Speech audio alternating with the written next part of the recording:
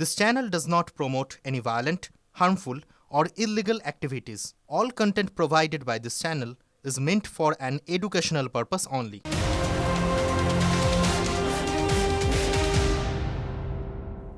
টিভি9 বাংলায় স্বাগত। Full and finally আপনাদের সঙ্গে রয়েছে আমি শর্মিষ্ঠা, আমার সঙ্গে রয়েছে দীপ। দীপ, কয়েক মাস আগে যদি দেখা যায় রাজ্য দেশে ছোট কোনো ঘটনা ঘটলে বিভিন্ন জায়গায় তৃণমূল কংগ্রেসের পক্ষ থেকে নানা রাজনৈতিক কর্মসূচি শুরু হয়ে যেত, কিন্তু দেখো গতকাল তৃণমূলের সেকেন্ড ইন কমান্ড সর্বভারতীয় সাধারণ সম্পাদক এভাবে আক্রান্ত হলেন, কিন্তু তৃণমূলকে সেভাবে কোথাওই দেখা যাচ্ছে না।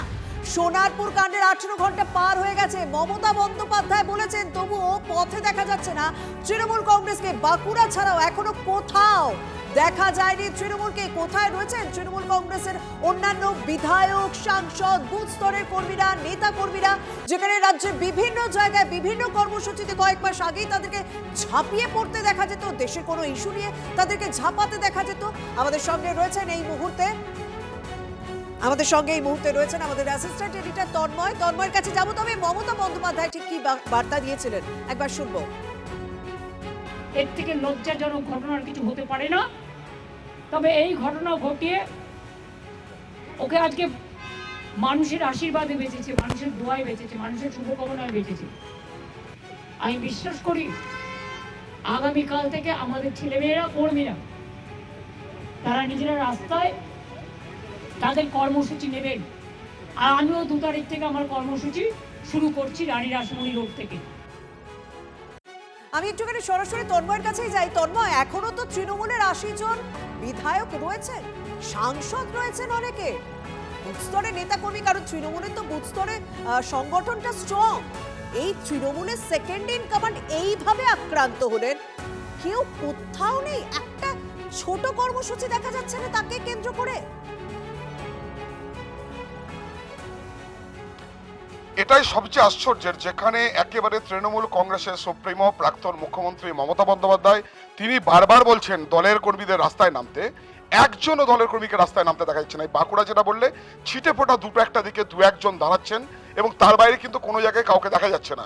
অসিত মজুমদারকে কালকে আমরা রাস্তায় দেখেছিলাম, হুগলির প্রাক্তন বিধায়ক, যাকে দল এবার টিকিট দেয়নি তৃণমূল থেকে, তিনি রাস্তায় নেমে প্রতিবাদ করছেন হাসতে হাসতে। মানে এইভাবে যে প্রতিবাদ করা যায়, দলের সেকেন্ড ইন কমান্ড যিনি আক্রান্ত হয়েছেন, যে অভিযোগ উঠছে বারবার, যে ঘটনার ছবি আমরা দেখতে পেয়েছি, সেখানে এই রাজ্যের পুরসভার প্রায় সবকটি পুরসভায় নিরঙ্কুশভাবে দখলে রয়েছে তৃণমূল কংগ্রেসের। প্রত্যেকটি জেলা পরিষদ তৃণমূল কংগ্রেসের দখলে, পঞ্চায়েতের 99% তৃণমূলের দখলে, সেখানে 80 জন বিধায়ক, 28 জন সাংসদ, রাজ্যসভার সাংসদ রয়েছে। কোথায় গেলেন তারা? অন্য সময় কথায় কথায় 4 মের আগে পর্যন্ত, 29 তারিখের সেকেন্ড দফা ভোটের আগে পর্যন্ত মমতা বন্দ্যোপাধ্যায় বা দলে কেউ ডাক দিলেই রাস্তায় শয়ে শয়ে কর্মীরা নেমে পড়তেন। আর কে মমতা বন্দ্যোপাধ্যায় কিংবা অভিষেক বন্দ্যোপাধ্যায় বা দলের অন্যান্য নেতানেত্রী তাদের কাছে পাশে দাঁড়িয়ে হেঁটে যাবেন, সেইটার কম্পিটিশন থাকতো। এখন একেবারে ভোঁ। সবচেয়ে গুরুত্বপূর্ণ, দলনেত্রী বলার পরে একজনের দেখা মিলছে না, কোনো বিধায়ক নেই। তুমি দেখো অরূপ বিশ্বাস, তিনি কোথায় গেলেন? দেবাশিস কুমার, তিনি কোথায় গেলেন? আজকে মদন মিত্র, তিনি প্রতিবাদ করছেন, রাস্তায় নামছেন। বাকি কলকাতাতে এতজন রয়েছেন, তাদের দলের নেতা সাংসদরা রয়েছেন। সায়নী ঘোষ নামটা উল্লেখ করতে হয় এই কারণে যে সায়নী সবচেয়ে বেশি ভোকাল দলের মধ্যে।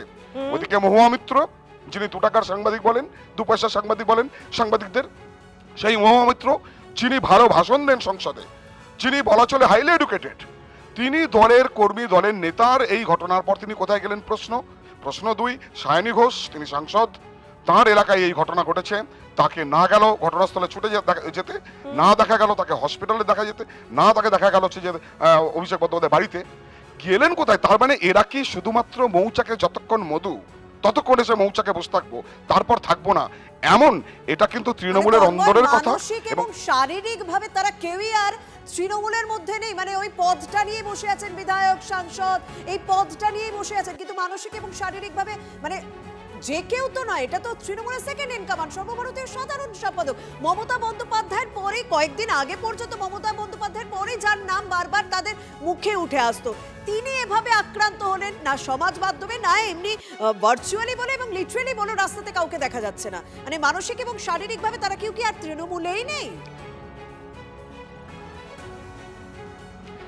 এই প্রশ্ন তুমি যেটা করছো, এটা কিন্তু আপামর মানুষের প্রশ্ন। যারা তৃণমূলের সমর্থক, এখনো যারা তৃণমূলকে এবারও ভোট দিয়েছেন, তাদের মনের মধ্যে এই প্রশ্নটা দগদগ করছে যে আমি রাস্তায় নামলাম না, আমি এলাকায় নেই, পালিয়ে গেছি, একের পর এক নেতা ধরা পড়ছে বিভিন্ন দুর্নীতির দায়। সেখানে কর্মীরা চাইছেন অন্তত নেতারা ফেসবুকে পোস্ট করুন, সোশ্যাল মিডিয়া পোস্ট করুন, সেখানেও দু একজনকে হাতে দেখা যাচ্ছে, তাছাড়া কেউ নেই। তাও কুণাল ঘোষ বলার পরে একদম। প্রশ্ন উঠছে, তুমি যেটা বললে এখানেই, যে তাহলে কি দলের অস্তিত্ব নেই? তাহলে কি বিজেপি নেতারা যেটা বলছেন যে 19 জন সাংসদ বারবার চেষ্টা করছেন আমরা দরজা বন্ধ রেখেছি, দরজা খুলবো না, জানালা খুলবো না, বিজেপিতে ঢোকা যাবে না, অন্যদিকে বিধায়কদের প্রায় একটা বড় অংশ 30 জনেরও বেশি তারা বলছেন যে বিজেপির সঙ্গে তারা যোগাযোগ রাখছেন, কেউ কেউ দিল্লিতে গিয়ে কংগ্রেসে যোগ দেবেন, এমন বার্তা উঠে আসছে বিজেপি নেতাদের মুখ থেকে। শ্রমিক ভট্টাচার্য আগের দিন বলেছেন, খোঁজ নিন একাধিক বিধায়ক দিল্লি থেকে কি করছেন, কংগ্রেসের সঙ্গে যোগাযোগ করার চেষ্টা করছেন, আমরা আমাদের দরজা বন্ধ রেখে দিচ্ছি। তাহলে কি দলটার অস্তিত্ব থাকবে না? মমতা বন্দ্যোপাধ্যায় বলছেন রাস্তায় নামতে। একদম, মমতা বন্দ্যোপাধ্যায় তিনি আজকে গুরুত্বপূর্ণ বৈঠক ডেকেছেন। দেখো সেই বৈঠকে কি হয়, কতজন উপস্থিত থাকেন সেদিকে তো আমাদের অবশ্যই নজর রাখছে, এবং স্বাভাবিকভাবেই রাজনৈতিক মহলে চর্চা শুরু হয়ে গিয়েছে। তাহলে যদি সত্যি দরজা খুলে দেওয়া হয় তাহলে কি হতে চলেছে তৃণমূল কংগ্রেসের, এই নিয়ে চর্চা শুরু হয়েছে।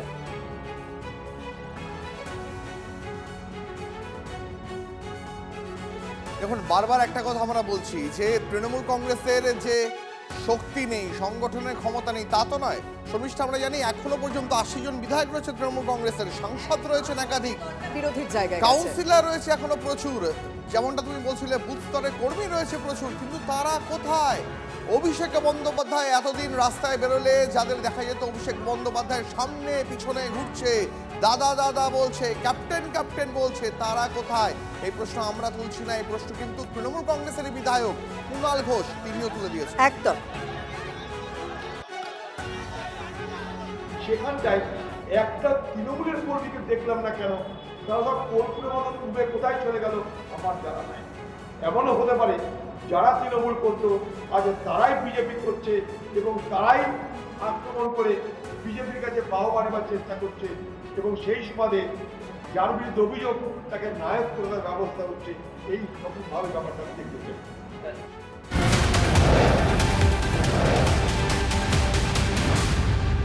এখন অভিষেক বন্দ্যোপাধ্যায় জনরোষের শিকার হয়েছেন, কিন্তু দাদার অনুগামীরা তারা কোথায়?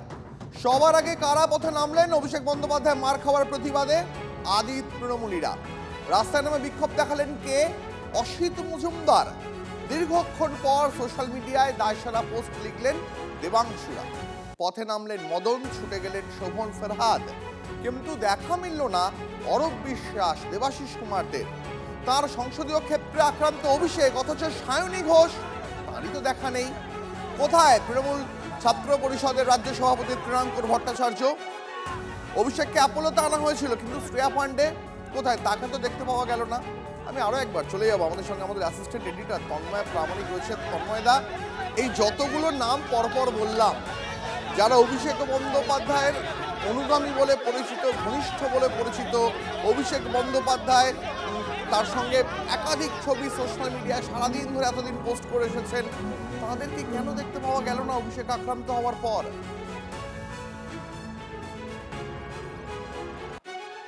এটা দেখো, একেবারে যদি আমরা নজর করি রাজনৈতিকভাবে, রাজনৈতিক পর্যবেক্ষক হিসেবে, রাজনৈতিক আলোচক হিসেবে যদি আমরা দেখি, তাহলে কিন্তু তুমি দেখতে পাবে যে আমাদের চোখের সামনে যখন অভিষেক বন্দ্যোপাধ্যায় তিনি তৃণমূলের সেকেন্ড ইন কমান্ড বা তৃণমূলের সেনাপতি বলে তাকে যখন পরিচয় করানো হচ্ছে, তিনি নিজের একটা বৃত্ত তৈরি করেছিলেন, যেটা দলের মন থেকে উঠেছে যে আইপ্যাকের মাধ্যমে নিজের বৃত্ত, সেখানে ইয়াং ব্রিগেড, সেই ইয়াং ব্রিগেডই শেষ কথা বলে। তুমি দেখো প্রত্যেকটি নিউজ চ্যানেলে তাদের ইয়াং ব্রিগেড থেকে মুখপাত্র হিসেবে যেত, জেলাগুলোতে মুখপাত্র অভিষেক বন্দ্যোপাধ্যায় ঠিক করে দেওয়া, কোথায় কে কথা বলবেন দলের হয়ে সেটা অভিষেক বন্দ্যোপাধ্যায় ঠিক করে দেন। অর্থাৎ একটা নিজের ক্ষেত্র তৈরি ছিল। এই তৃণাঙ্কুরকে সবচেয়ে বেশি সরব হতে দেখা যেত।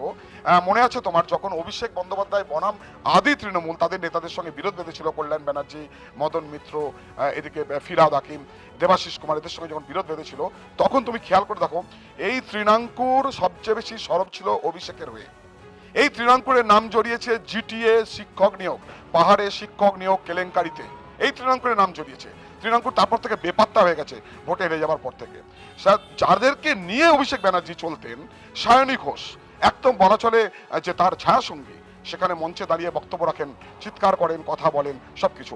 দেবাংশু ভট্টাচার্য, যারা একেবারে তথাকথিত, অরূপ চক্রবর্তী ছিলেন, তিনি এর আগেই তো বলে দিয়েছেন যে তার দলের প্রতি আর তিনি বলে দিয়েছেন তিনি একমাত্র মমতাকেই মনে করেন নেত্রী, আর কাউকে মনে করেন না।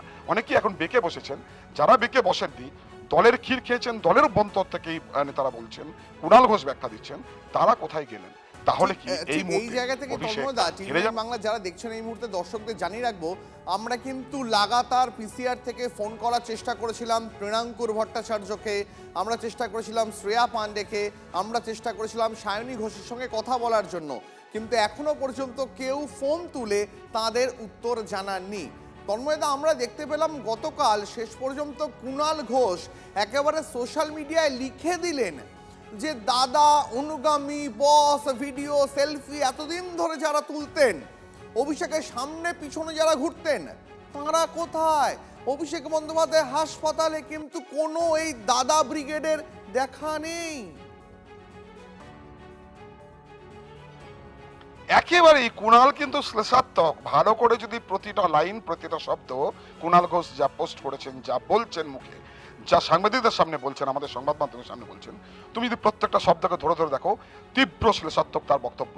তার বক্তব্য দলের সেই সব নেতা, নেত্রী, কর্মী যারা এই পাশে ঘুরঘুর করতেন, মমতা বন্দ্যোপাধ্যায়ের পাশে ঘুরঘুর করতেন অভিষেক বন্দ্যোপাধ্যায়ের পাশে, কারণ তখন দল ক্ষমতায় ছিল। ক্ষমতার মধুভাণ্ডের দিকে তাকিয়ে তারা নজর করে সেখানে ঘুরঘুর করতেন। কুণালের লেখা থেকে সেই বক্তব্য স্পষ্ট, কুণালের বক্তব্য থেকে সেই ইঙ্গিত স্পষ্ট যে তারা যেহেতু এই মুহূর্তে ক্ষমতার মধুভাণ্ড থেকে সরে গিয়েছে দল, তারাও উধাও হয়ে গেছে। কোথায় গেল দাদার অনুগামীরা? ক্ষমতার মধুভাণ্ড থেকে সরে যাওয়া, নাকি তন্ময়দা বিজেপির দিকেও এরা প্রত্যেকে পা বাড়িয়ে রেখেছেন যে কখন বিজেপি দরজা খুলবে আর আমরা বিজেপির দিকে ঝুঁকবো?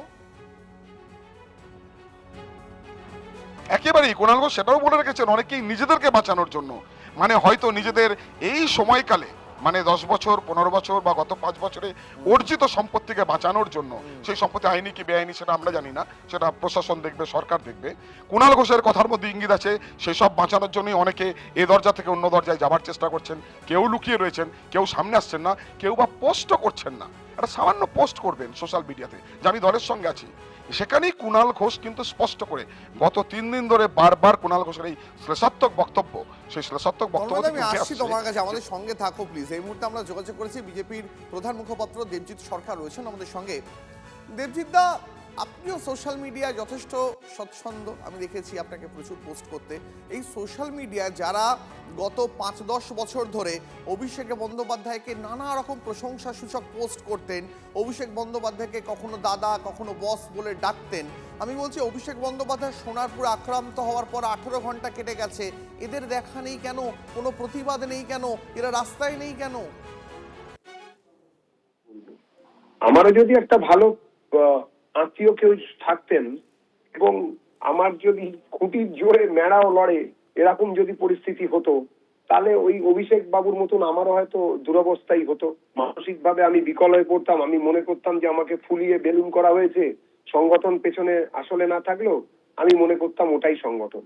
এই জিনিস চলতে পারে না। মানুষ এই জিনিসকে পছন্দ করছেন না। পলপট থেকে চেসেস্কু, যে যেখানে স্বৈরতন্ত্র চালিয়েছেন ক্ষমতার জোরে, মানুষ তার এই ধরনেরই উত্তর দিয়েছেন। এটা অভিষেক বাবুদেরও বুঝতে হবে। আমরা কোনো রকম ভাবে, আবারও বলছি, কোনো রকম এই ধরনের শারীরিক আক্রমণকে সমর্থন করি না। আমরা মনে করি যে কোনো রকম শারীরিক আক্রমণ করা গণতন্ত্রের পরিপন্থী, এবং আমরা নিন্দা করছি, ভবিষ্যতে আবার হলে আবার নিন্দা করব। কিন্তু ওনাদেরকে সতর্ক থাকতে হবে, মানুষের কাছে এই বার্তা দিতে হবে যে ওনারা যা করেছেন সেটা অন্যায় করেছেন, মানুষকে বোঝানোর দায়িত্ব এখন ওনাদের। অনেক ধন্যবাদ আপনাকে দেবজিৎ বাবু। সিপিএম নেতা শতরূপ ঘোষ এই মুহূর্তে রয়েছেন আমাদের সঙ্গে। শতরূপ, আপনিও তো সোশ্যাল মিডিয়ায় যথেষ্ট সড়গড়, আপনিও প্রচুর পোস্ট করেন, খেয়াল রাখেন কে কি পোস্ট করছে না করছে। দেখুন, অভিষেক বন্দ্যোপাধ্যায় গতকাল আক্রান্ত হওয়ার পর প্রায় একটা গোটা দিন কেটে গেছে, এখনো পর্যন্ত অভিষেক বন্দ্যোপাধ্যায়ের সামনে পিছনে যে দাদা ব্রিগেড ঘুরতো, অনুগামী, বস বলে যারা অভিষেক বন্দ্যোপাধ্যায়ের পরিচিত, অভিষেক বন্দ্যোপাধ্যায়কে বলতেন বস, দাদা, তারা কোথায়? কেউ রাস্তায় নামলেন না কেন? অভিষেক বন্দ্যোপাধ্যায় মার খাওয়ার পর এতক্ষণ কেটে গেল। দেখুন, তার কারণ তারা কেউ অভিষেক বন্দ্যোপাধ্যায়ের ভক্ত বা অনুগামী বা ভাই বা আপনজন ছিল না। তারা প্রত্যেকে অভিষেক বন্দ্যোপাধ্যায়ের কর্মচারী ছিল। তারা প্রত্যেকে কিছু না কিছু ধান্দার জন্য দাদা দাদা করতো, অভিষেক ব্যানার্জির পেছন পেছন ঘুরতো, জানতো যে ওর পিসি মুখ্যমন্ত্রী, ওর হাতে অনেক টাকা, ওর হাতে অনেক রাজনৈতিক ক্ষমতা, ওকে তেল দিলে আমাদের ভালো কিছু প্রাপ্তি হতে পারে। আমি আপনাদেরকে বলছি, আমি নাম করে বলবো না, নিশ্চয়ই বলাটা উচিত নয়, কিন্তু এইরকম মানে আপনাদের বিভিন্ন চ্যানেলের অ্যাঙ্কাররা সাক্ষী রয়েছেন, এরকম যারা অভিষেককে বেশি দাদা দাদা করতো না, তাদের মধ্যে কয়েকজন এরকম আছে ধরুন কোনো বিতর্কে, ধরুন আপনার TV9 নাকি অন্য কোনো চ্যানেলে কোনো বিতর্কে যখন ব্রেক হচ্ছে, ওই ব্রেকে আমার হাতে পায়ে ধরতো যে ভাই ব্রেক থেকে ফেরার পরে আমি না একটু অভিষেক দার নামে একটুখানি ভালো কথা বলবো, একটু ভাই তখন আমাকে কিছু বলো না, তখন আমাকে চাটিস না, তখন আমাকে থামাস না, আমাকে একটুখানি অভিষেক দার নামে একটু ভালো বলে নিতে দেখ, সামনে তো 2026-এর ভোট আসছে, আমাকে একটা টিকিট পেতে হবে, আমার হাতে পায়ে ধরতো। আমি এই কথাটা বলছি কারণ নাম করে বলবো না, সেটা বলা উচিত নয়, কিন্তু আপনাদের চ্যানেলের যারা অ্যাঙ্কার আছেন বা বিভিন্ন চ্যানেলের, তাদেরকে জিজ্ঞেস করবেন, তারা বলে দেবে যে আমি মিথ্যে কথা বলছি না। সুতরাং এদেরকে আমাদের চেনা রয়েছে, এরা প্রত্যেকে ধান্দার জন্য অভিষেক ব্যানার্জির পেছন পেছন ঘুরছিল। এখন আপনি বাঁচলে বাপের নাম, যাকে মহাশক্তিমান সর্বশক্তিমান ভেবেছিল, দেখলেও সেই এখন রাস্তায় পাবলিকের কাছে মার খাচ্ছে, তার হয়ে বলতে কি এখন নিজেরা মার খাবে নাকি? সুতরাং এদের ধান্দা এরা বুঝে গেছে, অভিষেকের কাছ থেকে আর কিছু পাওয়ার নেই। এখন সবাই বিজেপিকে ফেসবুক লাইভ করে বিজেপিকে ধন্যবাদ দিচ্ছে, দেখছেন এই ওদের বিভিন্ন মুখপত্র। কেউ বলছে বিজেপি সরকার খুব ভালো, আমার বাড়ি ভাঙতে এসেছিল, বিজেপি আমাকে বাঁচিয়েছে। কেউ বলছে না, এতদিন আমাদের এইগুলো অন্যায় করেছিল আমাদের নিজেদের সরকার, এখন বিজেপি সরকার অন্যায়গুলোকে ন্যায় করছে। সুতরাং এই ধান্দাবাজরা যখন যার পালে হাওয়া আছে তখন তার সঙ্গে থাকবে, এটাই স্বাভাবিক। বেশ, ধন্যবাদ। আমাদের সঙ্গে রয়েছেন তন্ময়, আমাদের অ্যাসিস্ট্যান্ট এডিটর। তন্ময়ের সঙ্গে আমরা কথা বলছি। তন্ময়, সত্যি মানে মানুষ কখন চেনা যায়, তৃণমূলের দল কখন চেনা গেল? যখন খারাপ সময়। দেখো, বিরোধী হিসেবেও তার একটা স্ট্রং জায়গায় রয়েছে, মানে কেউ যে বিরোধীতে থাকতে চায় না, সবাই শাসন বা শাসকের কাছাকাছি থাকতে চায়, অন্তত এই ঘটনাটা কোথাও পরিষ্কার হচ্ছে। যারা এতদিন অভিষেক বন্দ্যোপাধ্যায়ের নাম করে নিজেদের এলাকায় নিজেদেরকে দাদা হিসেবে প্রতিপন্ন করে এসেছে, নিজেদের কাজ গুছিয়ে গেছে, আজ সেই দাদা মানে অভিষেক বন্দ্যোপাধ্যায় যখন এই অবস্থা, মাঠে নেমে রাজনীতি করতে গিয়ে এভাবে আক্রান্ত হলে, তার পাশে কিন্তু ঘটনার দিনও কাউকে দেখা গেল না, ঘটনার পরেও কাউকে দেখা গেল না। এইবারে কি কারা কাছের কারা দূরের সেটা চিনবে তৃণমূল নেত্রী? দেখো, যে কজনকে আমরা দেখতে পাচ্ছি কালকে অভিষেক বন্দ্যোপাধ্যায় আক্রান্ত হওয়ার পর থেকে, তারা কিন্তু সব আদি তৃণমূল।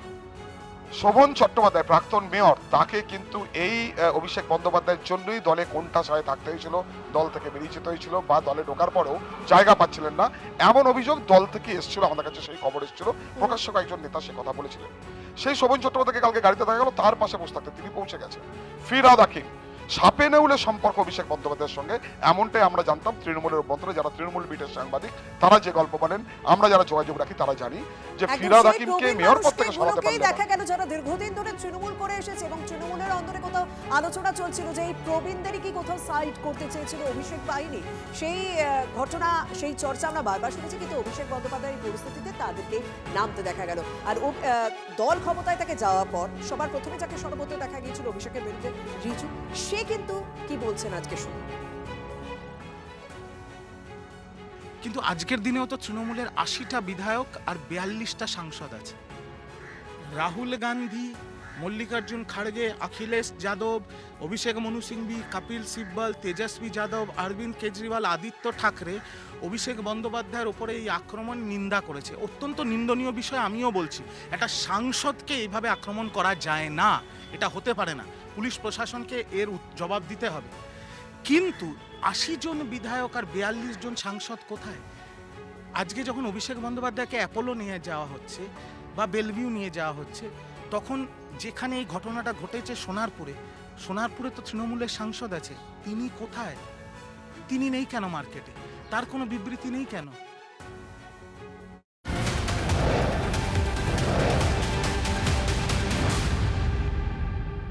সোনারপুর কাণ্ডের প্রতিবাদ, চুঁচুড়ায় গ্রেফতার প্রাক্তন তৃণমূল বিধায়ক অসিত মজুমদার সহ গ্রেফতার তৃণমূলের 10 নেতাকর্মী। ধৃতদের বিরুদ্ধে পুলিশের কাজে বাধা, ধাক্কা দেওয়ার অভিযোগ। সোনারপুর কাণ্ডের প্রতিবাদ, চুঁচুড়ায় গ্রেফতার প্রাক্তন তৃণমূল বিধায়ক অসিত মজুমদার সহ গ্রেফতার তৃণমূলেরই 10 জন নেতাকর্মী। ধৃতদের বিরুদ্ধে পুলিশের কাজে বাধা, ধাক্কা দেওয়ার অভিযোগ। কেন কালকের জন্য গান্ধীকে হেনস্থা করছে, তার উপর টিপ ছোড়া হয়েছে, ইট ছোড়া হয়েছে, জুতো ছোড়া হয়েছে, জীবনে মেরে ফেলার জন্য পাথর পর্যন্ত ছোড়া হয়েছে। আমরা এর প্রতিবাদে শান্তিপূর্ণ রাস্তা অবরোধ করছি। বিজেপির এই স্বৈরাচারী মনোভাবের বিরুদ্ধে আমাদের আন্দোলন চলবে। গণতন্ত্র পশ্চিমবঙ্গে সর্বনাশ করে দিচ্ছে বিজেপি। এই গণতান্ত্রিক ব্যবস্থার বিরুদ্ধে আমরা রাস্তায় বসেছি। যদি এরকম কিছু করে থাকেন তার জন্য হয়তো প্রশাসনের ব্যবস্থা নিচ্ছে। হয়তো দেখুন অ্যারেস্ট হয়েছে না ডেকে পাঠিয়েছে এটা আলাদা, অ্যারেস্ট হওয়া আলাদা জিনিস, ডেকে পাঠানো আলাদা জিনিস, সেটা দেখতে হবে আগামী দিনে। কি বলবেন? মুর্মু যখন মার খেয়েছিল ওনারা পথ অবরোধ করেছিলেন, একটা রানিং এমপি খগেন মুর্মু তাকে মেরে রক্তাক্ত করে দেওয়া হয়েছিল।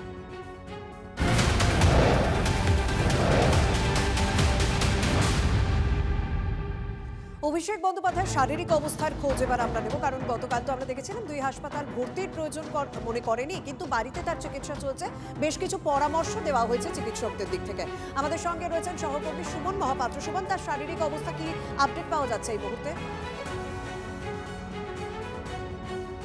দেখো, অভিষেক বন্দ্যোপাধ্যায় যখন গতকাল দুটো বেসরকারি হাসপাতালে গেছিলেন, কোনো হাসপাতালই মনে করেনি যে তাকে ভর্তি নেওয়া উচিত এবং সে পরিমাণ তার চোট আঘাত রয়েছে। তবে তৃণমূল থেকে দাবি করা হয়েছিল তার কাঁধে, পিঠে এবং বুকে চোটের আঘাত চিহ্ন রয়েছে এবং সে কারণেই কিন্তু তারা চিকিৎসা করাতে চেয়েছিলেন। দুটো হাসপাতাল যখন ভর্তি নিল না, তখন তার বাড়িতে তাকে নিয়ে যাওয়া হয় এবং বাড়িতে সেখানে কিন্তু দুই চিকিৎসকের পরামর্শে একটা চিকিৎসা পরিকাঠামো তৈরি করা হয়েছে। রাতে বেশ কিছুক্ষণ অক্সিজেন চলেছে, স্যালাইন চলেছে, তিনি ব্যথার ওষুধ খেয়েছেন, গ্যাসের ওষুধ খেয়েছেন।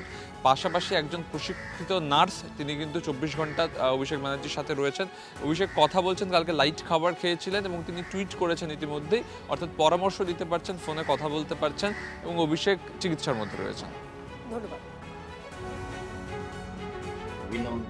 বিভিন্ন ধরনের যে হিংসা, ঔদ্ধত্য এবং প্ররোচনা তিনি দেখিয়ে গেছেন, তো সেই জন্য আজকে হয়তো অভিষেক ব্যানার্জির ওপর ক্ষোভটা সাধারণ মানুষের ভীষণভাবে হয়েছে এবং বিভিন্ন সোশ্যাল মিডিয়াতে আমরা দেখতে পাচ্ছি যে জনগণের মধ্যে বিভৎস একটা ক্ষোভ আছে।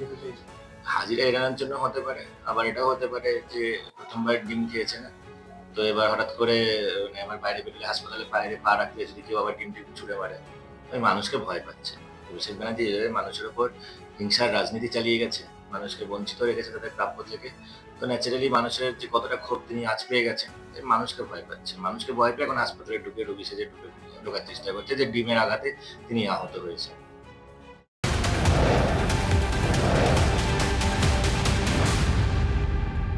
বেলভিউ হাসপাতালে অভিষেককে ভর্তি করাতে চাপ দেন মমতা। ভিডিও পোস্ট করে দাবি বিজেপির প্রধান মুখপাত্র দেবজিৎ সরকারের। ভর্তি না নেওয়ায় বেলভিউ হাসপাতালের সিইও প্রদীপ ট্যান্ডনের ওপরে চোটপাট শুরু করেন মমতা। সেই ভিডিওই সোশ্যাল মিডিয়ায় পোস্ট করেছেন দেবজিৎ সরকার।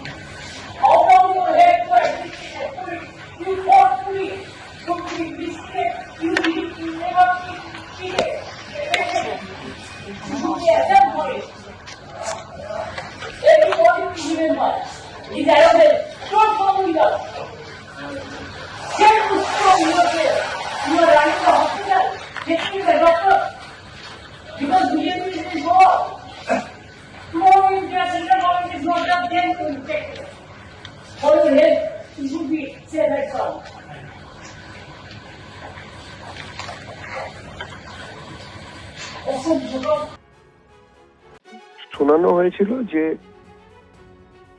আমরা নাকি বিজেপির পক্ষ থেকে বিভিন্ন জায়গায় নাকি ভর্তি হতে দিচ্ছি না। তারপরে উনি বললেন রাজ্য সরকার নাকি এরকম ধরনের ব্যবস্থা নিচ্ছেন, যে করতে দিচ্ছে না। কিন্তু আপনারা আমাকে বলুন যে গুরুতর আঘাত যদি না থাকে তাহলে ডাক্তাররা লিখে দেবেন প্রেসক্রিপশনে যে ভর্তি করার মতন পরিস্থিতি হয়েছে। সেই জন্য আমাকে আলাদা করে তো আমার কিছু বলার নেই। ভিডিওতে বোঝাই যাচ্ছে যে তিনি কি বলছেন, আপনারা শুনুন, আপনারা বুঝতে পারবেন।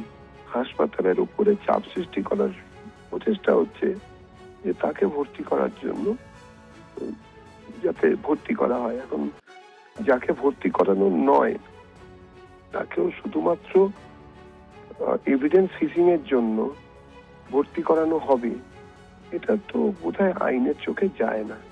মানুষ জানুক কি হচ্ছিল। অভিষেকের অসুস্থতা নিয়ে প্রশ্ন তুলল বিজেপি। বিধানসভায় সই জালিয়াতি কাণ্ডে আগামীকাল অভিষেকের তলব করেছে সিআইডি।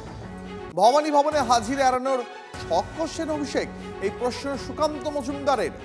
গুরুতর সমস্যা না থাকা সত্ত্বেও কেন হাসপাতালে ভর্তির মরিয়া চেষ্টা, উঠছে প্রশ্ন। কালকে যে ঘটনা তার আসল রূপ বা চিত্র সামনে আসতে শুরু করে দিয়েছে। 6 জনকে পুলিশ অলরেডি গ্রেপ্তার করেছে। সেই 6 জনই দেখা যাচ্ছে তারা তৃণমূল কর্মী। তারা লাভলি মৈত্রর একদম কাছের এবং লোকাল কাউন্সিলরের একদম কাছের। এবার এটার তদন্ত হওয়া উচিত যে তৃণমূলের যারা তৃণমূল করত তারা তো আর হঠাৎ বিজেপি হয়ে গেছে এরকম তো নয়। তারা কেন অভিষেক বন্দ্যোপাধ্যায়ের উপরে পচা ডিম ছুঁড়ে মারল? এই প্রশ্নের উত্তর এখন মমতা বন্দ্যোপাধ্যায়কে দিতে হবে। ডাক্তাররা প্যান 40 লিখে দিয়েছে, অর্থাৎ অ্যাসিডিটির ওষুধ, আর তাকে হসপিটালে ভর্তি নিবে। তাহলে পশ্চিমবঙ্গের প্রত্যেকটা হসপিটালে 1 লাখ করে বেড রাখতে হবে। সবার অ্যাসিড হচ্ছে, সবাই গিয়ে করে ভর্তি হয়ে যাবে। আমার তো এখন মনে হচ্ছে, জানি না পুলিশ তদন্ত করলে সঠিক বেরোবে, সোমবারে সিআইডি ডেকেছে। যদি হসপিটালে গিয়ে ভর্তি হয়ে যেতেন তাহলে পরে আর নিজের লোক আক্রমণ করবে, হসপিটালে গিয়ে ভর্তি হয়ে যাব আর সিআইডির কাছে যেতে হবে না। হসপিটাল কর্তৃপক্ষ বা ডাক্তার মশাইরা আমার মনে নেই নাটক করার সুযোগটা দেবেন। পুরোটা একটা নাটক চলছে অভিষেকের। হসপিটালে ভর্তি হলে কিচ্ছু হয়নি। আমি বলবো বাথরুমে গিয়ে গোবর জলে ভালো করে পরিষ্কার হয়ে যান, তারপর ভালো করে স্নান করে নিন, ভালো হয়ে যাবে।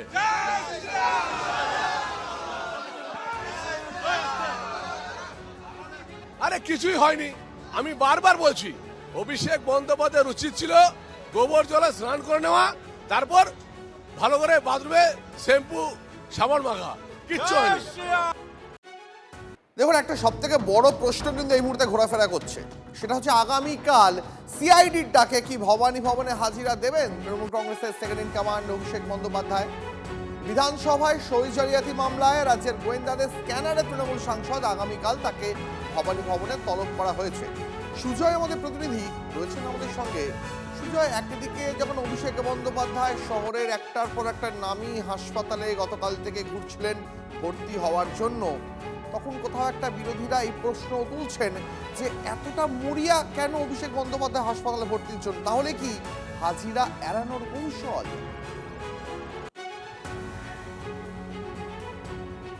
দেখো, বিরোধীরা এটা বলছে ঠিকই, কিন্তু এখনো পর্যন্ত অভিষেক বন্দ্যোপাধ্যায়ের তরফ থেকে হাজিরা দেবেন না বা তিনি অসুস্থ রয়েছেন, আগামীকাল যেতে পারবে না, এরকম কোনো চিঠি বা নোট সিআইডিকে জানানো হয়নি বা ইমেল করে জানানো হয়নি। সুতরাং সেই হিসাবে তদন্তকারীরা ধরে নিচ্ছেন অভিষেক বন্দ্যোপাধ্যায় আসবেন এবং সেইটা ধরে নিয়েই তারা তদন্তের যে প্রস্তুতি, অর্থাৎ তাকে তিনি যদি হাজিরা দেন তাকে কীভাবে জিজ্ঞাসাবাদ করা হবে সেই প্রস্তুতি ছেড়ে রেখেছেন এবং একটা প্রশ্ন তালিকা তৈরি করে তাকে জিজ্ঞাসাবাদ করা হবে তেমনটাই প্রস্তুতি রয়েছে। ভবানী ভবনে তিনি পৌঁছলে তাকে তদন্তকারী অফিসার এবং অফিসারদের যে টিম তারা তাকে জিজ্ঞাসাবাদ করবেন এবং তার বয়ান রেকর্ড করবেন। কেন অভিষেক বন্দ্যোপাধ্যায়কে তলব করা হয়েছে? তার কারণ দলের সর্বভারতীয় সাধারণ সম্পাদক, সেক্ষেত্রে সেই দল যারা বিরোধী হিসাবে ক্ষমতায় এসছে, যারা বিরোধী দলের তকমা পাচ্ছে, সেই দলের বিরোধী দলনেতা কে হবে সেটা কোনোভাবেই সর্বভারতীয় সাধারণ সম্পাদকের যে নজরে থাকবে না বা তার যে তিনি জানবে না এমনটা হতে পারে না। সেই ধরে নিয়েই তাকে তার কাছে গিয়েছিল তদন্তকারী অফিসাররা তার বয়ান রেকর্ড করার জন্য এবং সেই কারণেই তাকে আগামীকাল 12টায় তিনি ভবানী ভবনে যান কিনা সেদিকে অবশ্যই আমাদের নজর থাকবে। ধন্যবাদ তোমার। না, সিআইডি যাবে, সিবিআই যাবে, এনআইএ যাবে, কারণ এই সব ধরনের অপরাধের সঙ্গে এরা যুক্ত আছেন আর এই সিলসিলা চলবে। আমি ভোটের আগে বলেছিলাম যে যদি একদিন সরকার পাল্টে যায় টিএমসির নেতাদেরকে গণধোলাই হবে, রাস্তায় পোস্টে বাঁধা হবে, চৌরাস্তায় কাপড় খুলে নেবে। সবে শুরু হয়েছে, পাবলিক সাহস পেত না, এখন সাহস পেয়েছে পাবলিকের অধিকারের হিসাব নিকাশ করার। তবু আমি বলবো এই দেশে আইনের রাজ্য, এই রাজ্যে আইনের রাজ হবে। আইনের উপর ভরসা রাখুন। অনেক বড় বড় লোককে আইনের ভিতরে যেতে হয়েছে, কেউ বাইরে নয়। আর আমাদের বিজেপি সরকারের উপর ভরসা রাখুন, কোনো দোষী বাঁচবে না, সবাইকে সাজা পেতে হবে।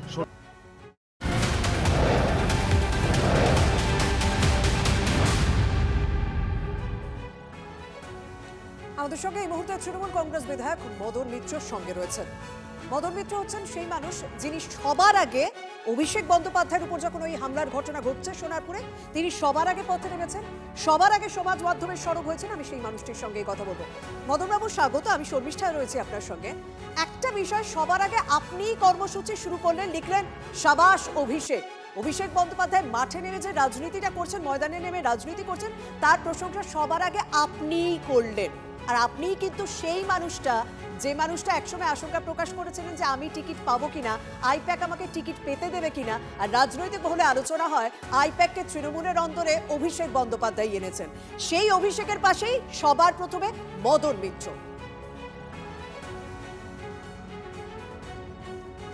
দেখুন, আমি একটা কথা আপনাকে বলি, আপনি অতীতের কথা তুলছেন। মানুষ অতীতে কত কিছুই হয়ে থাকে। অতীতকে মনে রেখে যদি আমাদের চলতে হতো তাহলে ভবিষ্যতের দিকে এগোতেই পারতাম না। কি বলেছি, কবে বলেছি, তার ওপর দাঁড়িয়ে আজকের রাজনীতি আজকের বক্তব্য নয়, আজকের রাজনীতি আজকের পরিস্থিতির ওপর। আমি লিখেছি সাবাস অভিষেক। গতকাল অভিষেক বন্দ্যোপাধ্যায়, তার বিরুদ্ধে যত অভিযোগ, যদিও অনেক মানুষ বলছেন ক্ষোভ আছে, এই আছে, অমুক করেছে, কিন্তু কালকে অভিষেক ওইখান থেকে চলে না এসে পড়ে মার খেয়েছে, কিন্তু ময়দান ছাড়েনি। এটার থেকেই প্রমাণ হয় যে একজন নেতৃত্ব দেওয়ার সৎ সাহস আছে। সেই জন্যই তাকে আমরা কালকে অভিষেকের রাজনৈতিক অভিষেক হয়েছে। ঠিকই মার খেয়েছে, দুঃখ হয়েছে, কিন্তু পলিটিক্সে মানুষ দেখলো, কোটি কোটি মানুষ সারা ভারতবর্ষ থেকে আজকে বিদ্রোহের আগুন জ্বলছে, প্রতিবাদ আসছে, পৃথিবীর বিভিন্ন প্রান্ত থেকে আমাদের কাছে ফোন আসছে। সারা পৃথিবী, ভারতবর্ষ দেখেছে কিভাবে আমি ছেড়ে দিচ্ছি অভিষেক। কি অভিষেক জেনারেল সেক্রেটারি, অভিষেক একজন মেম্বার অফ পার্লামেন্ট, একজন ইলেক্টেড এমপি। নরেন্দ্র মোদী, অমিত শাহ যেমন এমপি, উনিও একজন এমপি। সেই এমপিকে এইভাবে নিরস্ত্র অসহায় অবস্থায়, ঠিক প্ল্যান মাফিক তার আগে তার সিকিউরিটি তুলে নিয়ে তার উপর আক্রমণ করা, এই গোটা ঘটনার আমরা তীব্র প্রতিবাদ করছি এবং রাস্তায় নেমে মিছিল করেছি। যদিও আমি শুনছি যে আমরা রাজনীতিতে অভিষেক হলো অভিষেক বন্দ্যোপাধ্যায়ের গতকাল, কিন্তু এত বড় একটা ঘটনা ঘটে গেল। আমার দুটো বিষয়, যে তৃণমূল কংগ্রেসের পক্ষ থেকে এখনো কেন অভিযোগ দায়ের করা হলো না? তৃণমূল কংগ্রেসে এখনো 80 জন বিধায়ক রয়েছেন, অনেকজন সাংসদ রয়েছেন, তারা কেন এখনো পথে নেমে কোনো প্রতিবাদ কর্মসূচি সেভাবে করছেন না? নিজের পক্ষে সমাজ মাধ্যমে খুব গুটি কতক মানুষকে দেখা যাচ্ছে। আপনি একজন প্রবীণ মানুষ, দীর্ঘদিন ধরে রাজনীতি করেছেন, আপনার চোখে এই বিষয়টা কেমন লাগছে বলুন তো? দেখুন, একটা কথা বলি, প্রত্যেকের মেন্টালিটি একই রকম হয় না। বিজেপির দমন পীড়ন নীতি এবং তারা পুলিশ দিয়ে, যেমন কালকে যখন আমরা মিছিল করছি, একেবারেই শান্ত মিছিল, রাস্তার একটা দিক দিয়ে আমরা প্রতিবাদ করছি যে এই গণতন্ত্রের নামে যারা বলছেন, সকালে বলছেন ছবি তুলে পাঠিয়ে দিন, তাদেরকে আমরা নিরাপত্তা দেব, আমরা সমাজ বিরোধীদের দমন করব, আর রাত্রিবেলা লোক ঢুকিয়ে মারাচ্ছেন, এটা ঠিক নয়। তখনই এসে পুলিশ যে ভাষায়, অকথ্য ভাষায় গালাগাল দিয়ে আমাদের, মানে যারা চেনা পুলিশ তারাও, এবং প্রায় 100-র উপর সেন্ট্রাল পুলিশ 5 মিনিটের মধ্যে এসে গেল। যেখানে অভিষেকের ওখানে 2 ঘন্টার সিনেমা হয়ে গেল, পুলিশ পৌঁছতে পারলো না। আমরা মিছিল বার করার সঙ্গে একটা মাত্র ঝান্ডা ছিল আমাদের হাতে, সঙ্গে সঙ্গে 100 মিলিটারি পুলিশ এসে গেল। এবং মহিলা পুলিশ ছাড়া তারা, আমাদের অনেক মিছিলে মহিলা ছিল, যেভাবে তারা মহিলাদের ধাক্কা মারতে শুরু করলো, এবং সবথেকে বড় কথা তাদের মুখের ভাষা এত অসংযত ছিল যে আমরাও নিজেদের উত্তেজনা ধরে রাখতে পারিনি। কিন্তু আইন হাতে তুলে নিইনি। দুটো উত্তেজনার কথা বলেছে, তার পাল্টা হয়তো দুটো উত্তেজনার কথা বলেছি, কিন্তু আমরা মিছিল করেই শান্তভাবে ফিরে গেছি। কোথাও কোনো মানুষের কোনো অসুবিধা হয়নি। মিছিলের হ্যান্ডমাইকও ছিল না। কিন্তু আমি খবর পাচ্ছি কাল রাত্রিরেই আমাদের যা পার্টি অফিস ছিল, সব পার্টি অফিসই বেআইনি, এরকম সারা বাংলায় খুঁজলে কয়েক হাজার বেআইনি অফিস দেখা যাবে, সব পার্টির, বিজেপিরও। কিন্তু সারা রাত ধরে বুলডোজ করা হয়েছে। যেখানে আমি বসে একদম ভেঙে রাস্তায় কামারহাটিতে বিটি রোডের ওপর পড়ে আছে। তো এই হচ্ছে পরিস্থিতি।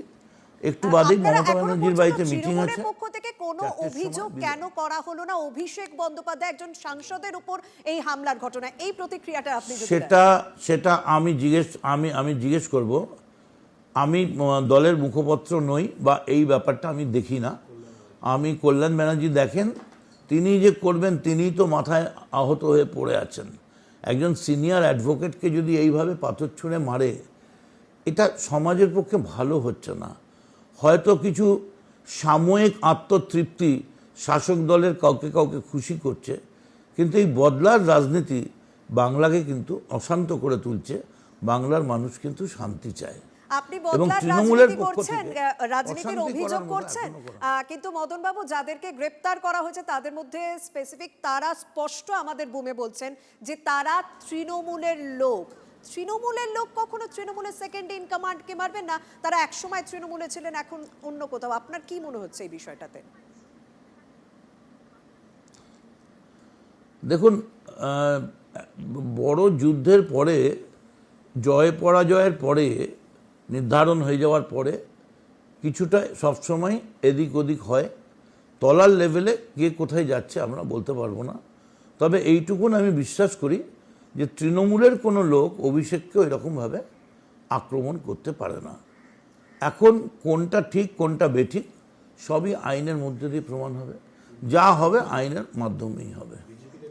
অনেক ধন্যবাদ। আমরা কথা বললাম মদন মিত্র, তৃণমূল বিধায়ক, তার সঙ্গে, এবং যিনি সবার প্রথমেই একেবারে রাস্তায় নেমেছিলেন এবং সমাজ মাধ্যমে সরব হয়েছিলেন অভিষেক বন্দ্যোপাধ্যায়ের উপর এই আক্রমণের ঘটনা। এবার আমরা পরের খবরের দিকে নজর রাখবো।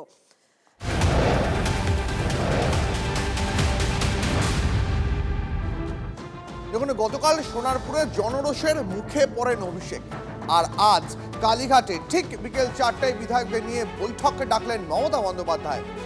অভিষেকের ঘটনার সঙ্গে সঙ্গে বিধানসভার সই জালকাণ্ড, আগামীকাল অভিষেককে দুপুর 12টায় তলব করা সিআইডির সেই সমস্ত নিয়েও আলোচনার সম্ভাবনা। এবং আরও যা সূত্র মারফত খবর পাওয়া যাচ্ছে, আগামী 2রা জুন রানী রাসমণিতে অবস্থান বিক্ষোভে বসতে পারেন মমতা বন্দ্যোপাধ্যায়। তার আগে বিধায়কদের আজ বৈঠকে কি বার্তা দেবেন তৃণমূল সুপ্রিমো, সেদিকেও কিন্তু আমাদের নজর। মমতা বন্দ্যোপাধ্যায় প্রাক্তন মুখ্যমন্ত্রী তথা তিনিও কিন্তু ইমার্জেন্সি থেকে বেরিয়ে এসছেন।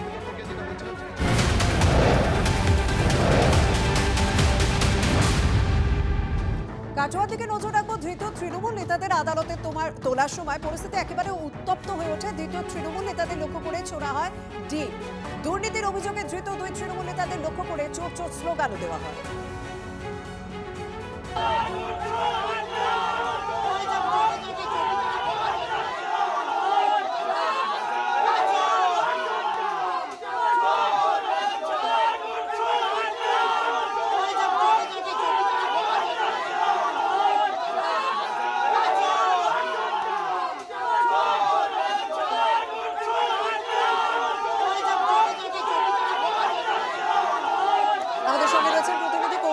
কৌশিক, এই পরিস্থিতি তো এখন রাজ্যের বিভিন্ন জায়গায় দেখা যাচ্ছে। যারা সেখানে বিক্ষোভ দেখালেন তারা কি অভিযোগ করছেন, কেন হঠাৎ করে এই ধরনের ঘটনা তারা করতে বাধ্য হলেন? দেখো, মূলত যে 2জন তৃণমূল নেতা গ্রেপ্তার হয়েছে তাদের বিরুদ্ধে যেটা অভিযোগ ছিল যে করুইগ্রাম, এই করুইগ্রামে যে জব কার্ডে, সেই জব কার্ডের নথি তারা জাল করে দুর্নীতি করেছে, প্রচুর টাকা তুলেছে। এছাড়াও এলাকায় বিভিন্ন মানুষজনদের তারা ভয় দেখাতো, এমনও কিন্তু অভিযোগ রয়েছে। এই ভিত্তিতেই কিন্তু তাদেরকে গ্রেপ্তার করা হয় এবং তাদের গ্রেপ্তার করা হওয়ার পরই কিন্তু সাধারণ মানুষজন এবং বলা যেতে পারে জনতা তারা কোর্টে উপস্থিত হয় আজকে। এবং এই 2 তৃণমূল নেতাকে যখন কোর্টে তোলা হয়, মানুষজন কিন্তু তারা ক্ষোভ উগরে দেয়। 2 নেতাকে লক্ষ্য করে তারা ডিম ছোড়ে, এমনকি 2 নেতার যে অনুগামী তারা যখন কোর্টে উপস্থিত হয় তাদেরকেও মারধর করতে কিন্তু দেখা যায়। যদিও গোটা পরিস্থিতি কিন্তু পুলিশ নিয়ন্ত্রণে নিয়ে আসে এবং এই মুহূর্তে কিন্তু পরিস্থিতি নিয়ন্ত্রণে রয়েছে এবং 2 নেতার 3 দিনের পুলিশে হেফাজতের নির্দেশ দিয়েছে আদালত। ধন্যবাদ। এখানে কোনো বিজেপির কর্মী সমর্থক আসেনি কোর্টে, আমার কাছে যা খবর আছে। যারা এসছে ভুক্তভোগী, যারা কাটোয়ার যে সকল মানুষ এই দিগন্ত কুমার পাল আর রবি চ্যাটার্জির বিরুদ্ধে, এবং যারা এত সংখ্যক যে অত্যাচার মানুষের উপর করেছে, সেই অত্যাচারিত মানুষরাই আজকে এখানে এসছে। এখানে আপনি কাউকে বিজেপির কর্মী বা বিজেপির কোনো কার্যকর্তা এখানে নেই কোর্ট চত্বর। আপনার কাছ থেকে ধরুন কেউ অবাঞ্ছিতভাবে যদি টাকা তোলে, আপনি ধরুন পৌরসভায় গেছেন কোনো কাজ করতে, সেই কাজটা ঠিক করে করেনি, আপনার মনের ভেতরে তো একটা ক্ষোভ থাকবে। সেই ক্ষোভেরই বহিঃপ্রকাশ কাটোয়ার মানুষ করছে আজকে।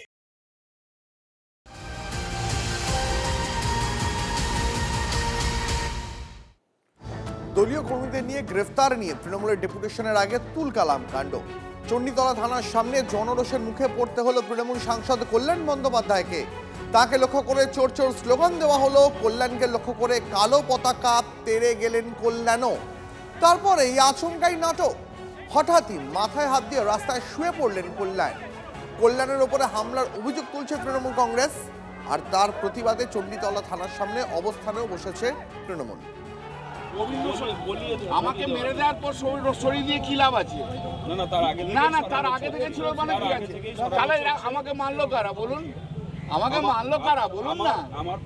আমার মারলো কারা? আপনার ফোর্স পুরো দাঁড়িয়ে রয়েছে, ভিডিওগ্রাফি চলছে, যারা মেরেছে তাদের এগেইনস্টে। না ও তো অন্য কথা। আমি মরে গেলে তারপর অ্যারেস্ট করা। আপনি কি চাইছেন যে আমরা সবাই মরে যাই? আমি একটা কথা, আপনি কি চাইছেন? আপনি কে? আমি এসডিপি। হ্যাঁ আপনারা কি করছেন? আইসি পালিয়ে গেল ভয়ে, এরপর লাঠি চার্জ করবে, বলে যে মারবে আমাদের। ওখান থেকে ইনস্ট্রাকশন এসে মেরে হটিয়ে দাও। এবারে দেখুন না সবাইকে নিয়ে কেমন মারধর করবে, দেখতে থাকুন কেমন মারধর করবে, দেখতে থাকুন। যে সাংসদরা একমাত্র তৃণমূলের সঙ্গে লড়াই করবে বলছে তাদেরকেই টার্গেট করা হচ্ছে। যাদের নাম আকাশে বাতাসে ভেসে বেড়াচ্ছে তারা ঘুরে বেড়াচ্ছে, যারা এয়ার কন্ডিশন ঘরে রয়েছে তাদেরকে সমস্ত নিয়ে যাচ্ছে। আর যে সমস্ত সাংসদরা ঘুরে বেড়াবে তাদের মারবে তৃণমূলের হয়ে। দেখুন, কল্যাণে যাই বলুন না কেন, চণ্ডীতলার সাধারণ মানুষ তারা কিন্তু বলছেন আসলে মত্ত অবস্থায় হামলা চালিয়েছেন কল্যাণী, মারধর করেছেন সাধারণ মানুষকে। এই অভিযোগই করছেন স্থানীয়রা, শুনুন। চণ্ডীতলার মানুষ এই মাতাল সাংসদের ওপর ক্ষিপ্ত। এখানে কোনো দলীয়গতভাবে কিছু হচ্ছে না, সাধারণ জনগণ এই মাতাল কল্যাণের ওপরে ক্ষিপ্ত। আজকে কল্যাণের ব্যানার্জি যেখানে গাড়িতে যাওয়ার কথা, ইচ্ছা করে নাটক করে এখানে হেঁটে হেঁটে যেতে গিয়ে উনি মদ খেয়ে পুরো একদম টাল, সবাই ওরা মুখ চেক করুন, পুরো মদ খেয়ে টাল হয়ে আছে। সেখানে আমাদের এই বয়স্ক লোককে মেরে হাত ভেঙে দিয়েছে। দেখুন এইখানে এই যে মেরেছে, মেরে পা ফাটিয়ে দিয়েছে, চোখে দেখুন চোখে মেরেছে। স্লোগান দেওয়া হয়েছে, এছাড়া কল্যাণ ব্যানার্জির ওপরে কোনো অ্যাটাক হয়নি। কল্যাণ ব্যানার্জি কৌশিক সিলেটা নাটক করছে। আমি শান্তিপূর্ণভাবে স্বতঃস্ফূর্তভাবে আন্দোলন করছিলাম। এর 5 বছর আগে কল্যাণ বন্দ্যোপাধ্যায় আমার কত রকমের 4খানা কেস দিয়েছে আমাকে, সেই জন্য আমি স্বতঃস্ফূর্তভাবে আন্দোলন করছিলাম। আমার আজকে এই দুর্দশা। ওনার ওপর তো হামলা করেনি, আর উনি তার কিছুক্ষণ আগে, তার জাস্ট 5 মিনিট আগে এখানে সাথী খন্দকারের ছেলে গাড়ি নিয়ে গেছে, সে শান্তিপূর্ণভাবে গেছে। আমরা বাইরে থেকে চোর চোর যেমন আমরা করেছি উনি সুস্থ হয়ে গেছেন। তাহলে কল্যাণবাবু হঠাৎ কেন গাড়ি থেকে নিজে নেমে পায়ে হেঁটে যাচ্ছিলেন? ওনার কাছে ইনস্ট্রাকশন ছিল যে ওখানে বিক্ষোভ হচ্ছে, আপনি এই নাটকটা করবেন। নিন্দা করি। আমরা গণতন্ত্রে হিংসার কোনো স্থান নেই বলে মনে করি। গণতন্ত্রে এই ধরনের হিংসা অ্যাকসেপ্টেড নয়। কিন্তু আমি বলবো তদন্ত করে দেখার জন্য, যে ঠিক যেরকম অভিষেক ব্যানার্জির ঘটনায় দেখা গেল তৃণমূলের লোকেরাই জড়িত, কল্যাণ ব্যানার্জির ক্ষেত্রেও তারই গোষ্ঠীদের দ্বন্দ্ব চলতো তাদের এতদিন, সেই অপোজিট গোষ্ঠীর কেউ করেছে কিনা। একসময় এই কল্যাণ বন্দ্যোপাধ্যায় আমাকে বলেছিলেন আয় সুকান্ত আয়, শ্রীরামপুরে যেতে বলেছিলেন। এখন উনি বুঝতে পারছেন কত ধানে কত চাল। সুকান্ত তো বহাল তো বিয়েতে ঘুরে বেড়াচ্ছে। কল্যাণের কল্যাণ হবে কিনা ওখানকার জনতাই মনে হয় কল্যাণের কল্যাণ করে দেবেন।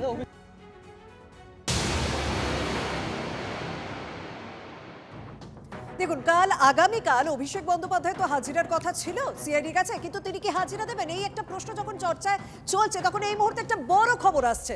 কাল অভিষেককে তলব, তার আগে এসআইটি গঠন করা হয়েছে। এসআইটি গঠন করলো সিআইডি, একজন স্পেশাল সুপারিনটেন্ডেন্টের নেতৃত্বে 5 সদস্যের এসআইটি সিট গঠন করা হয়েছে। আমাদের সঙ্গে রয়েছে প্রতিনিধি সুজয় পাল। সুজয়, স্বাভাবিকভাবেই অতিরিক্ত গুরুত্ব সহকারে এই ইস্যুটাকে দেখা হচ্ছে, কারণ বিধানসভার মতো জায়গায় একটা সই বিতর্ক, সেখানে তৃণমূল সাংসদ অভিষেক বন্দ্যোপাধ্যায়ের নাম জড়িয়ে গেছে। এই এসআইটির মূলত কাজ কি হবে এবং তদন্ত প্রক্রিয়া তারা কিভাবে এগিয়ে নিয়ে যাবে? দেখো, মূলত 5 সদস্যের এসআইটি গঠন করা হয়েছে, যার মাথায় একজন সুপার এসএস র্যাঙ্কের অফিসার রয়েছেন, ডিএসপি র্যাঙ্কের অফিসার রয়েছেন, 2জন ইন্সপেক্টর এবং একজন সাব ইন্সপেক্টর র্যাঙ্কের অফিসার রয়েছেন। এছাড়াও আরও বেশ কয়েকজন রয়েছে যারা এই এসআইটির আন্ডারে কাজ করছে বা এসআইটির সঙ্গে কাজ করছে। তার কারণ সিআইডি এই বিষয়টিকে যথেষ্ট গুরুত্ব দিয়ে দেখছে। তার কারণ বিধানসভায় যদি বিরোধী দলের ক্ষেত্রে এরকম একটা সই জালিয়াতির মতো ঘটনা ঘটে, তাহলে এর পেছনে কারা কারা রয়েছে, এই সই জালিয়াতির পেছনে মাস্টার মাইন্ড কারা রয়েছে, কোনো আর্থিক লেনদেন রয়েছে কিনা, সমস্তটাই তদন্তের আওতায় রয়েছে। এবং যেহেতু এর পিছনে বিধায়করা যুক্ত রয়েছেন, সেই হিসাবে এই তদন্তের ভার যে কোনো সাধারণ একজন অফিসারের উপর রাখলে তার পক্ষে সম্ভব নয়, তেমনটা মনে করেছে সিআইডি, এবং সেই কারণেই এই এসআইটি গঠন করা হয়েছে। এবং এই যথেষ্ট তাৎপর্যপূর্ণ, অভিষেক বন্দ্যোপাধ্যায়কে যখন নোটিশ দিতে যাওয়া হলো, তাকে যখন আগামীকাল হাজিরা দিতে বলা হয়েছে, তার আগে এই এসআইটি গঠন, ফলে সরকার এবং সিআইডি কতটা গুরুত্ব দিয়ে দেখছে সেই বিষয়টা স্পষ্ট। তার কারণ ইতিমধ্যেই তদন্ত ভার নেওয়ার পর সিআইডি পৌঁছে গিয়েছিল কুণাল ঘোষের বাড়ি, সিআইডি পৌঁছে গিয়েছিল নয়না বন্দ্যোপাধ্যায়ের বাড়ি। তার কারণ তাদের সইয়ের নমুনা সংগ্রহ করে বিধানসভার খাতায় যে সই রয়েছে, যেটাকে জাল সই বলা হচ্ছে, কাজ হচ্ছে এবং এই ইস্যুটাকে, বিষয়টাকে যথেষ্ট গুরুত্ব সহকারে দেখা হচ্ছে। অনেককে ধন্যবাদ সুজয়। সিবিআই যাবে, এনআইএ যাবে, কারণ সব ধরনের অপরাধের সঙ্গে এরা যুক্ত আছেন, আর এই সিলসিলা চলবে। আমি ভোটের আগে বলেছিলাম যে যদি একদিন সরকার পাল্টে যায়, টিএমসির নেতাদেরকে গণধোলাই হবে, রাস্তায় পোস্টে বাঁধা হবে, চৌরাস্তায় কাপড় খুলে নেবে। সবে শুরু হয়েছে, পাবলিক সাহস পেত না, এখন সাহস পেয়েছে পাবলিকের অধিকারের হিসাব নিকাশ করার। তবু আমি বলবো, এই দেশে আইনের রাজ্য, এই রাজ্যে আইনের রাজ হবে, আইনের উপর ভরসা রাখুন। অনেক বড় বড় লোককে আইনের ভিতরে যেতে হয়েছে, কেউ বাইরে নয়। আর আমাদের বিজেপি সরকারের উপর ভরসা রাখুন, কোনো দোষী বাঁচবে না, সবাইকে সাজা পেতে হবে।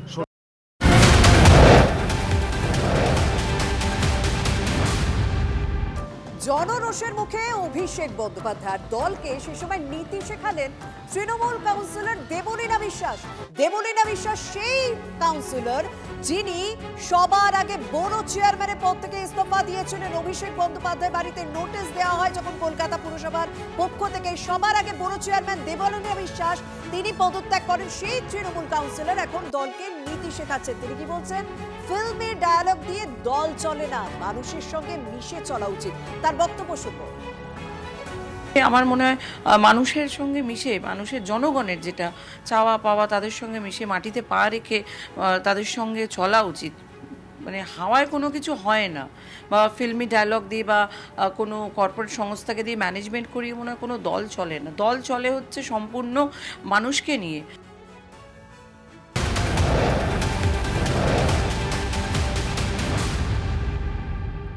ফুটবল সরকারি ত্রিপল চুরি করার অভিযোগ, গ্রেফতার পূর্বস্থলী উত্তরের প্রাক্তন তৃণমূল বিধায়ক।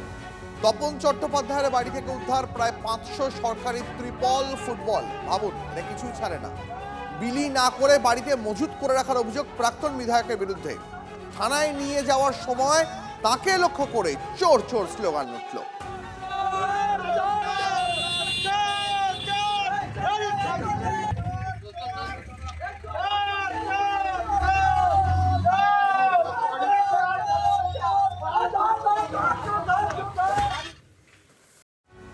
সকাল থেকেই পুলিশে হানা চলছে পূর্বস্থলী উত্তরের প্রাক্তন তৃণমূল বিধায়ক তপন চট্টোপাধ্যায়ের বাড়িতে। অভিযোগ যে প্রাক্তন এই তৃণমূলের বিধায়ক তিনি তার বাড়িতে সরকারি দ্রব্য মজুত রেখেছেন।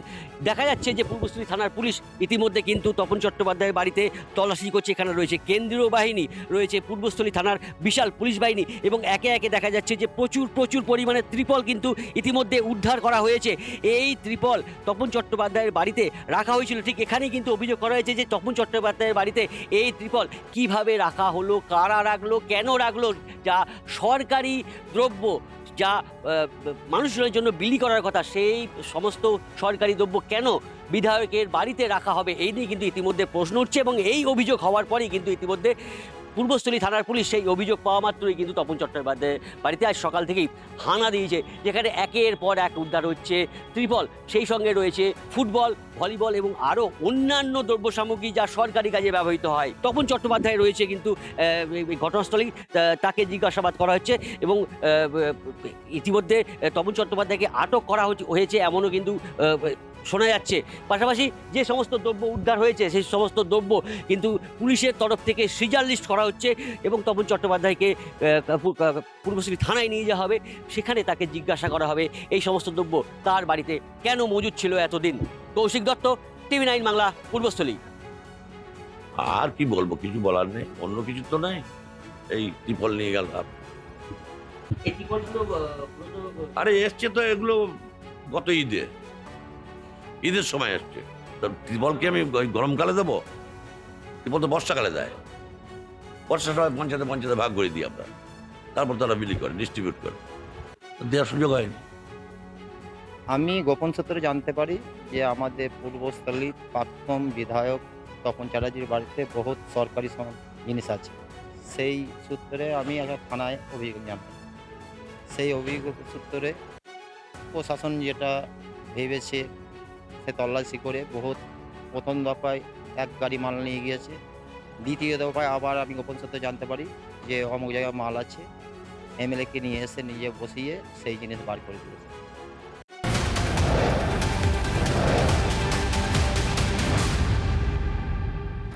দুর্নীতির মাপকাঠিতে না তৃণমূল নেতারা এ বলে আমায় দেখ, ও বলে আমায় দেখ। এইমাত্র আপনাদের দেখালাম ফুটবল ছোড় এক তৃণমূল নেতা, এবার দেখাবো আর এক তৃণমূল নেতার কীর্তি। বাড়ি থেকে উদ্ধার হলো লিটার লিটার ডিজেল। বেআইনিভাবে বাড়িতে ডিজেল মজুত রাখার অভিযোগ। তৃণমূল নেতার বাড়ির সামনে বিক্ষোভ দেখান স্থানীয়রা। পুলিশ ঘটনাস্থলে আসে, এসে কি দেখে 48 ব্যারেল ডিজেল সেখান থেকে উদ্ধার হয়। পলাতক অভিযুক্ত তৃণমূল নেতা নজরুল ইসলাম মোল্লা, নজরুলের দাদাকে পুলিশ গ্রেফতার করেছে। অন্যায়কে চাপা দেওয়ার একটা প্রচেষ্টা, ওই পরিবারের সদস্য ছাড়া ওই বাড়িতে এই মুহূর্তে অনেক লোক আছে যারা রাজনীতির লোক, যারা ওনাকে সাপোর্ট করার জন্য ওইখানে আছে, ওনাকে বাঁচানোর জন্য ওই জায়গাতে আছে। কোনোভাবে কোনো শক্তি, কোনো ঠাকুর দেবতা, ভগবান, আল্লাহ, গড, কেউ কোনোভাবে এই নজরুল ইসলামকে বাঁচাতে পারবে না আমাদের হাতে। প্রসেনজিৎ জানাকে পুলিশের হাতে আমাদের ভারতীয় জনতা পার্টির যিনারা কর্মী রয়েছেন তারা এবং পুলিশের সহযোগিতায় ওনাকে গাড়িয়ে করে কোস্টাল থানায় অ্যারেস্ট করে থানায় নিয়ে গেছে।